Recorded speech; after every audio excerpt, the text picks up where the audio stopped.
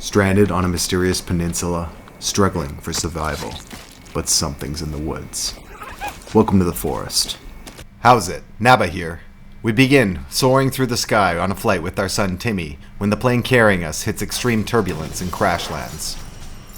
Regaining consciousness, we awaken briefly to see our Timmy being carried away by a monstrous figure drenched in blood.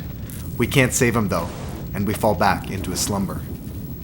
Arising to the husk of a plane cabin in complete disarray, we're hungry and thirsty. This isn't going to be easy. After busying ourselves filling our bellies, we find the corpse of a flight attendant at the exit to the fuselage. As luck would have it, she has an axe buried in her chest. This axe becomes your go-to tool as you're first setting out on your journey. Once we step out into the lush forest, we're on our own. How we proceed is up to us. After witnessing the traumatizing scene where Timmy was taken, my first objective was to set up with a tent and find a way to feed myself before nightfall. As we make our way to find a place to hole up, one can't be taken aback by the visuals. The forest is a few years old now, but the graphics still pull us into the world. The woods feel dense, trees sway in the breeze, and shafts of light slice through the foliage. This abundant greenery aids the tension in the game immensely, as I found a number of times where I caught something moving just in my peripheral vision, only to find out it was a branch or some leaves. This is amplified during nighttime, when the world gets cloaked in blackness. This is a deep onyx, which really does a good job of closing the world in on you. It is mandatory to build light sources, but even if you do so, there's always something in the back of your mind wondering, what's going on outside that small ring of light that surrounds you? Who's watching me? This is doubly apparent in the cave complexes we need to explore to progress the story. At times, it may feel too dark exploring the inky black, only holding a constantly extinguishing lighter in your hand, but the battle against the oppressive dark helps build the fear when you're exploring these claustrophobic corridors. It feels a relief when you emerge into a cavern and the latent reflection from an underground pool casts shimmering blue upon the ceilings above us and allows us to take stock of our position. Even more so, when we emerge from the caves back above ground, there is a sense of solace, as if escaping a tomb. The audio design only amplifies the work of the graphical effects. Ambient sounds abound from the get-go when you're searching for your initial camp all the way through to the final moments of your journey. Your footsteps crunching through the underbrush. Crows screeching in the distance. The wind scything through the conifers surrounding you. All of these bring life to the peninsula that can often be lacking or less pronounced in other titles. While some of these subtle notes may go unnoticed while playing the game, they complete the world around you and lend it a realism. Once these natural sounds are established and become more commonplace, it becomes easier to pinpoint when something shatters the norm. Rising on the second day with empty bellies and parched throats, we quickly gather supplies to maintain our health. The survival mechanics in the forest are not overly complex. Get clean food, get clean water, and you'll pretty much be okay. There is some worry drinking contaminated liquids, but this is readily avoided once you find a pot to boil water. On normal mode, there isn't much of a penalty for lacking vigilance. There are stats for strength and athleticism, which will increase if you consume enough calories and then engage in activities such as swinging weapons and implements for strength and running or swimming for athleticism.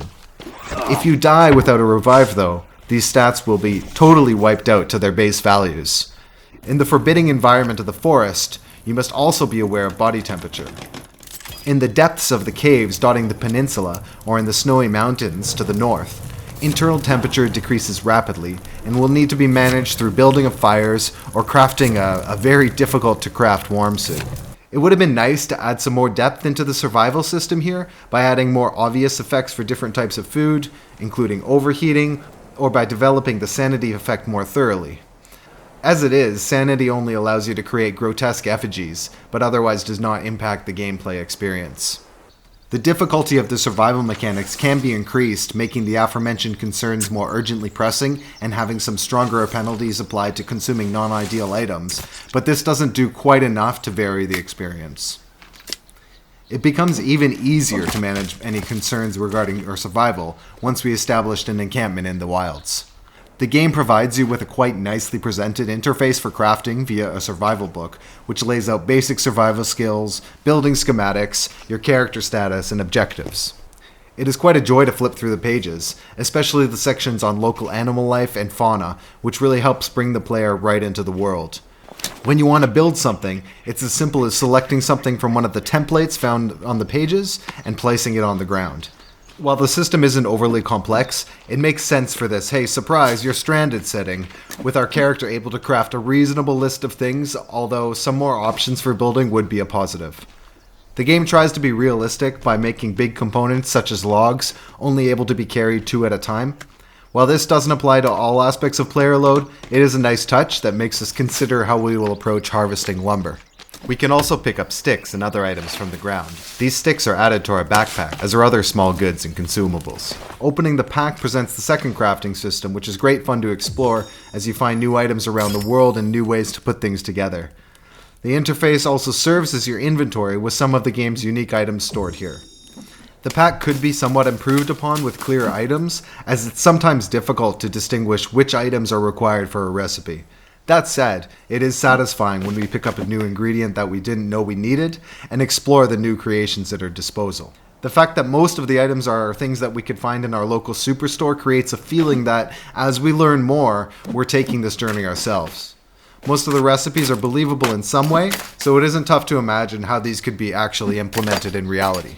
As we start to further explore our surroundings, get comfortable with our newfound self-sufficiency, we're suddenly introduced to yelps and shrieks that pierce the rustling of the forest. It seems our endeavors to deforest the whole world drew the attention of the locals. They approach with a fascinating hesitancy as if unsure what to make of us. During my first playthrough, it took a long time to meet them as I picked an isolated location protected by water while focusing on setting up a base. After being tortured by their screams night after night, I finally got up the courage to venture into the interior, which angered them to such a degree, the next day hordes swarmed my homestead and completely overran any defenses that I had set up. After restarting, I was in complete terror when they first appeared, so I made a beeline directly towards them to eliminate the threat. I discovered later that this might have not been the best idea, as the AI for the peninsula's inhabitants reacts to player behavior. If you're less aggressive, then those you encounter will perceive a lower threat and in turn will react less severely. Alas, this was not the route we took, and like the previous attempt, our neighbors quickly greeted us day and night, steadily getting more powerful as days bled into weeks. Despite our aggressive nature, the cannibal AI does a really good job of simulating a believable personality. They approach slowly, as if unsure of who this interloper is, displaying a tentativeness in their movements and at times demonstrating a sense of self-preservation and curiosity that I wasn't expecting. Particularly unsettling is their communication, which can range from simian-sounding grunts and deranged laughter to blood-curdling shrieks.